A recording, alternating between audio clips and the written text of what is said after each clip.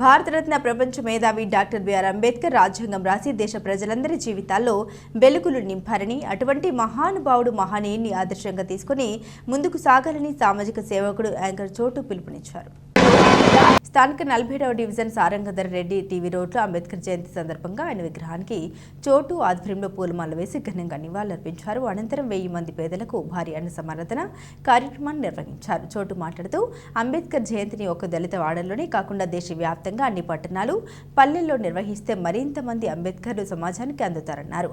కుల మతాలకు అతీతంగా ఇక్కడ నివాసం ఉంటున్న తనను నిత్యం ప్రోత్సహిస్తున్న కుటుంబాలతో కలిసి భోజనం చేయాలనే ఉద్దేశంతో అన్నదానం ఏర్పాటు చేశామని తెలిపారు.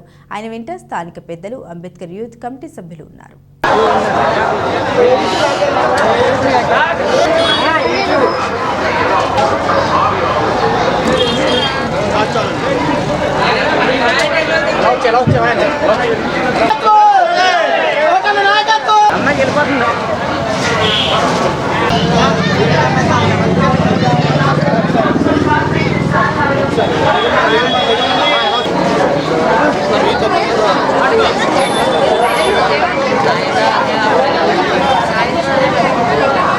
అది ఈరోజు జయంతి శుభాకాంక్షలు తెలియజేస్తూ ఒకే ఒక కోరిక కోరుతున్నాను. అదేంటంటే అంబేద్కర్ జయంతి అనేది కేవలం ఒక దళిత వాడకి మాత్రమే పరిమితం కాకుండా భారతదేశంలో ఉన్నటువంటి నలుమూలల వీధి, వాడ, ఊరు, వాడ అందరూ కూడా ఒక పండుగలా జరుపుకోవాలని, రానున్న తరాలు, భవిష్యత్ తరాలు ఆయన యొక్క చేసినటువంటి సేవను గుర్తించి మరింకంతో పండుగ సందర్భంగా ఈ యొక్క జయంతి ఉత్సవాల్లో పాల్గొనాలని మనస్ఫూర్తిగా నేను తెలియజేసుకుంటూ, ఆయన జీవితాంతం ఏ అంటరానితనమైతే రూపుమాపుదా అని ప్రయత్నించారో భవిష్యత్ తరాలుగా, అలాగే యువతగా మనందరం కూడా ఆ యొక్క అంటరానితనం ఇంకా ఎక్కడైతే నలుమూలలా జిడ్డులాగా వ్యాపించిందో దాన్ని కరిగి పడేసే విధంగా యువత అంతా ముందుకు రావాలని మనస్ఫూర్తిగా కోరుకుంటూ, మరి నేను చిన్నప్పటి నుంచి పుట్టి పెరిగినటువంటి ఈ యొక్క 47వ డివిజన్ ప్రాంతంలో మరి కుల మతాల అతీతంగా వాళ్ళు చూపించేటటువంటి ఆప్యాయత ఈరోజు నా అదృష్టంగా భావిస్తున్నాను.